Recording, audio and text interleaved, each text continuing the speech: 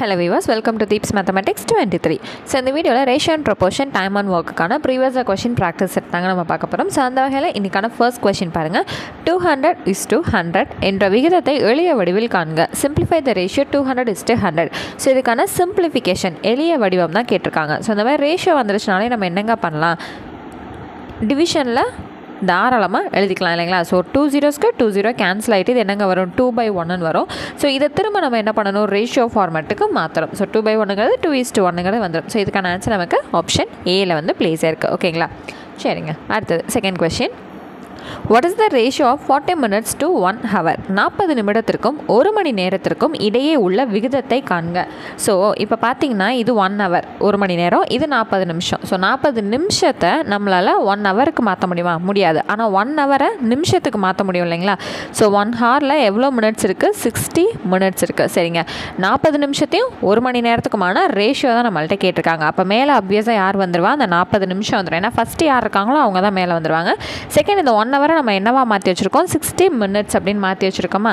சரி, இது 1 0க்கு 1 0, இது 3 2s are 6, இது 2 2s are 4. ஓகேங்களா, சரி. அப்போ விச் இஸ் ஈக்குவல் டு 2:3 அப்படின்னு வருதா. ஸோ ஆப்ஷன் பி தான் நமக்கு சரியானது. அடுத்தது மூணாவது கொஸ்டின் பாருங்கள். The ratio of 1 rupees to 20 paisa is. 1 ரூபாய்க்கும் 20 பைசாவுக்கும் உள்ள விகிதம். ஸோ ரூபாயை பைசாவாக மாற்றுறது ஈஸி. பைசாவை ரூபாயை மாற்றினா நமக்கு டெசிமல் போயிடும். ஸோ நம்ம அப்படி வேணாம், நம்ம ரூபாயை பைசாவாக மாற்றிக்கலாம். ஸோ 1 rupeesல 100 பைசா இருக்குங்களா. சரி, ஃபஸ்ட்டு வந்துருக்கிறது ருப்பீஸ், அதுக்கப்புறம் தான் பைசா. அப்போ மேலே யார் வருவா, 1 ரூபாய்க்கு 100 பைசா எழுதிடலாம். கீழே யார் வருவா, 20 பைசா. அவ்வளோதான். ஏன்னா ஃபஸ்ட்டு வரது தான் நம்ம நியூமரேட்டரில் எடுத்துக்கோம் இல்லைங்களா. ஸோ 1 0க்கு 1 0 கேன்சல் ஆகிடுது. 1 2 5 2s are 10. ஸோ மிச்சம் என்ன வரும் நமக்கு, 5 டிவைடட் பை 1ன்னு வரும். இது ரேஷியோவில் எழுதும்போது 5:1. அவ்வளோதான். ஆப்ஷன் டி தான் நமக்கு சரியானது. அடுத்தது நாலாவது கொஸ்டின் பார்த்துருவோமா. If the cost of 3 pens is 18 rupees, then the cost of pens is dash. 3 எழுதுகோள்களின் விலை 18 ரூபாய் எனில் 5 எழுதுகோள்களின் விலை. ஸோ அப்போது மொத்தமாக 3 லெட்டோட விலை வந்து 18 ரூபானா 5 பெண்ணோட விலை என்னன்னு நம்மள்ட்ட கேட்டிருக்காங்க. அப்போ ஃபஸ்ட்டு ஒரு பெண்ணோட விலை என்னன்னு தெரிஞ்சிச்சுன்னா ஈஸியாக அதை 5ஆல் மல்டிபிள் பண்ணி ஆன்சர் சொல்லிடலாமா. அப்போது 18 ரூபாய் எதோட விலை, 3 பெண்ணோட விலை. அப்போ இது ரெண்டையும் டிவைட் பண்ணுறோம் அப்படின்னா ஒரு பெண்ணோட விலை வந்து நமக்கு தெரிஞ்சிடும். அப்போ 1 3 is 3, 6 3s are 18 ஆச்சுங்களா. சரி, அப்போ ஒரு பெண்ணோட விலை வந்து எவ்வளோங்க வருது, 6 ரூபாய்.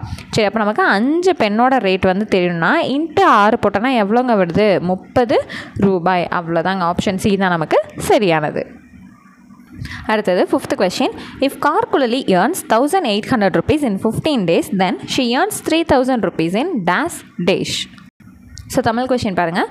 15 நாட்களில் கார்குலலி 1800 ரூபாயை வருமானமாக பெறுகிறார் எனில் 3000 ரூபாயை டேஸ் நாட்களில் வருமானமாக பெறுவார். ஸோ இதுக்கு என்னங்க பண்ணலாம், கார்குலலியோட ஒரு நாள் சம்பளம் என்ன அப்படிங்கிறத தெரிஞ்சிருச்சு அப்படின்னா ஈஸியாக வந்து நம்ம கண்டுபிடிக்க முடியும் இல்லைங்களா. ஸோ அதுக்கு ஃபஸ்ட் வந்து நம்ம என்ன பண்ணலான்னா 1800 15 டிவைட் பண்ணிங்கன்னா ஒரு நாள் சம்பளம் கிடைக்கும். ஓகேங்களா, அதை எந்த நம்பரால் பெருக்குன்னா 3000 கிடைக்குங்கிறது தெரிஞ்சதுன்னா இதை ஆன்சராக சொல்லலாம். இல்லை அப்படின்னா இன்னும் ஒரு சிம்பிளான ஒரு மெத்தட் இருக்குது. 15 நாளில் 1800 ரூபாய் சம்பளம் வாங்குறாங்க, 3000 ரூபா சம்பளம் வாங்குறதுக்கு எவ்வளோ நாள் ஆகும், இதானே நம்மளோட கொஸ்டின். ஸோ இந்த மாதிரி எழுதிட்டு இது என்ன பண்ணணும், நேராக டிவைடட் பை போட்டு ஈக்குவல் போட்டுடணும். அவ்வளோதான். இந்த எக்ஸ் நம்ம வந்து நியூமரேட்டருக்கு கொண்டு வரதுக்காக இந்த பக்கம் கொண்டு வந்தோம் அப்படின்னா நியூமரேட்டருக்கு வந்துடும். அப்போ இது ரெண்டையும் இங்கிட்டு கொண்டு வரும்போது எப்படி வரும், தலைகீழாக மாறி வருமா. சரி, அப்போ 15 இன்ட்டு இந்த பக்கம் 2 வரும்போது 3000 டிவைடட் பை 1800 வரும். இப்போ கேன்சல் பண்ணலாமா. சரி, 1020 1020. சரிங்க, இப்போ 6 3s are 18, 5 3s are 15, இது 1 6 is 6, 5 6 are 30. ஸோ இந்த மெத்தட்ஸ் எல்லாமே நம்ம ஆல்ரெடி கிளாஸ் வந்து நடத்தும் போதே பார்த்துருக்கோம் இல்லைங்களா. ஸோ 5 × 5 25. அப்போ எவ்வளோ நாளுங்க, 25 நாளில் 3000 ரூபாய் சம்பளத்தை வந்து வாங்குறாங்க. சரிங்களா. ஸோ வந்து இப்போ தான் ப்ரீவியஸாக கொஸ்டின் தான் நீங்கள் ஃபர்ஸ்ட் டைம் பார்க்குறீங்க, ஸ்கூல் புக்கோட சம்ஸ் மெத்தட்ஸ் எதுவுமே பார்க்கல அப்படின்னா கண்டிப்பாக அதெல்லாம் பார்த்துட்டு இதை பார்த்தீங்கன்னா உங்களுக்கு ரொம்பவே ஈஸியாக இருக்கும். ஓகேங்களா. ஸோ அடுத்தது ஆறாவது கேள்வி. The price of 15 chairs are 7500 rupees. How many chairs can buy from 12,000 rupees? 15 நாற்காலிகளின் விலை 7500 ரூபாய். இது போன்று 12,000 ரூபாய்க்கு எத்தனை நாற்காலிகள் வாங்க இயலும்? ஸோ 15 சேர் 7500 ரூபாய்க்கு வாங்கியிருக்காங்கன்னா 12,000 ரூபாய்க்கு எவ்வளோ சேர் வாங்க முடியும்? இதுதான் நமக்கான கொஸ்டின் இல்லைங்களா. ஸோ நம்ம என்ன பண்ணுவோம், 7500 15 வகுத்தோம் அப்படின்னா ஒரு சேரோட விலை தெரிஞ்சிடும். அதை என்ன பண்ணுவோம், எதால் மல்டிபிள் பண்ணால் 12,000 கிடைக்குதுங்கிறத நம்ம பார்ப்போம் இல்லைங்களா. ஸோ வேறு எப்படிங்க பண்ணலாம், சிம்பிளான வழி அப்படின்னு கேட்டிங்கன்னா 15 சேருக்கு எவ்வளோ ஆச்சு, 7500 ஆச்சு. அப்போ எவ்வளோ சேர் வாங்கினா 12,000 பில் ஆகும் அப்படிங்கிறத நம்மளோட கொஷின். எப்பயும் போல் டிவைடட் பை போடுங்க, நடுவில் ஒரு ஈக்குவல்ட்டு போடுங்க. இந்த எக்ஸ் இங்கிட்டு கொண்டு போங்க, மிச்சத்தெல்லாம் இங்கிட்டு கொண்டு வாங்க. அப்போ எக்ஸ் ஈக்குவல்ட்டு 15 இன்ட்டு இது ரெண்டு கிட்ட வரும்போது தலைகீழாக மாறி வருமா. அப்போ 12,000 டிவைடட் பை 7,500 ஆச்சா. சரிங்க, இந்த 2 0க்கு இந்த 2 0 கேன்சல் பண்ணுங்கள். இது 115 இஸ் 15ங்க. இது என்னங்க பண்ணலாம், ஸோ 15 30 45 60 75. ஸோ 5 15 சார் 75 அப்படின்னு வருதா. சரி, இது 15 இஸ் 5, இது 2 5 சார் 10, மிச்சம் 2 இருக்கும், 4 5 சார் 20. அப்போ எத்தனை சேர் வாங்க முடியுமா, 24 சேர் வந்து இந்த 12,000 ரூபாயில் நம்மளால் வாங்க முடியும் அப்படிங்கிறத சொல்லியிருக்காங்க. சரிங்களா. அடுத்த கொஸ்டின், 8 ஆரஞ்சுகளின் விலை 56 ரூபாய் எனில் 5 ஆரஞ்சுகளின் விலை என்ன? 8 orange prices 56 rupees. What is the rate of 5 orange? So ஒரு ஆரஞ்சோட விலை தெரிஞ்சிருச்சுன்னா அதை இன்ட்டு 5 போட்டால் ஆன்சர் கிடைக்குமா. அப்படி உங்களுக்கு ஒரு ஆரஞ்சோட விலை கண்டுபிடிக்கணும்னு வச்சிங்கன்னா 56 8 டிவைட் பண்ணிங்கனாலே போதும். இல்லைங்க, சிம்பிளான மெத்தட் சொல்லுங்கள் அப்படின்னா 8 ஆரஞ்சோட விலை 56 ரூபா. ஓகேங்களா. அப்போ 5 ஆரஞ்சோட விலை என்ன, அவ்வளோதான், முடிஞ்சா.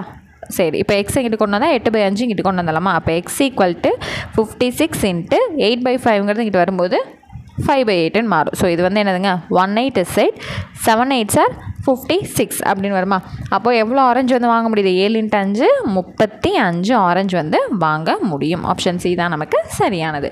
சரிங்க. அடுத்தது 8th one, 7 மீட்டர் அளவுள்ள துணியின் விலை ரூபாய் 294 எனில் 5 மீட்டர் அளவுள்ள துணியின் விலை என்ன? If the cost of 7 metre cloth is rupees 294, then the cost of 5 metre of cloth is. So என்ன பண்ணலாம், 7 மீட்டர் துணியோட அளவு 294, அப்போ 5 மீட்டர் துணியோட விலை என்னன்னு கேட்டிருக்காங்களா. சரிங்க, இப்போ எக்ஸை வந்து இந்த பக்கம் நியூமரேட்டருக்கு கொண்டு வாங்க. இங்கிட்டு 294 இருக்குது, 7/5 இங்கிட்டு கொண்டு வரும்போது 5/7 வந்து நமக்கு மாறுது. சரி, இது 17 is 7ங்க. இது என்ன பண்ணலாம், 4 7s are 28, மிச்சம் 1 இருக்கும், இது 14. அப்போ 2 7s are 14. அப்போ 42ஐயும் 5ஐயும் மல்டிபிள் பண்ணோம். 5 2s are 10, 0 போட்டு மிச்சம் 1 இருக்குது. 5 4s are 20, அந்த ப்ளஸ் 1 இருக்கா, அப்போ 21. அப்போ எவ்வளோ வருது, 210 ரூபாய் வந்து வருது. அவ்வளோதான். ஸோ அடுத்தது, 3 புத்தகங்களின் விலை 90 ரூபாய் எனில் 12 புத்தகங்களின் விலை என்ன? If the cost of 3 books is 90 rupees, then find the cost of 12 books. சரிங்க, 3 புக்ஸோட விலை வந்து 90 rupeesனா 12 புக்ஸோட விலை வந்து என்னவாக இருக்கும்? ஸோ 3 புக்கோட விலை 90 rupeesனா 12 புக்ஸோட ரேட் வந்து என்னவா இருக்கும்? ஸோ இவ்வளோ தான் இல்லையா.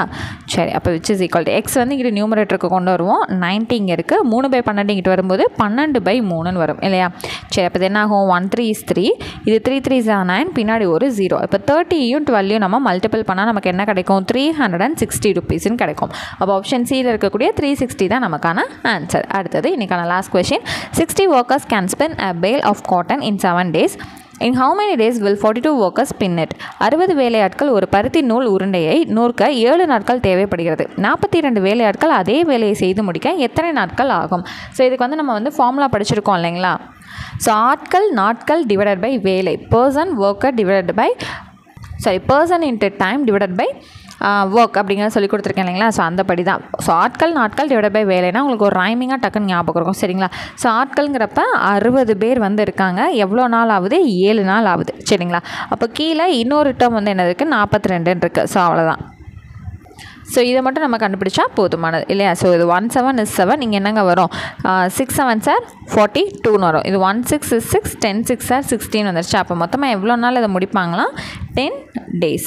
அவ்வளோதான், முடிஞ்சுங்க. ஆப்ஷன் ஏ தான் சரியானது. ஓகேங்களா. ஸோ நெக்ஸ்ட் வந்து அடுத்த ஒரு செட் ஆஃப் ப்ரீவியஸ் கொஸ்டின் வீடியோவில் உங்களை நான் மீட் பண்ணுறேன். தேங்க்யூ.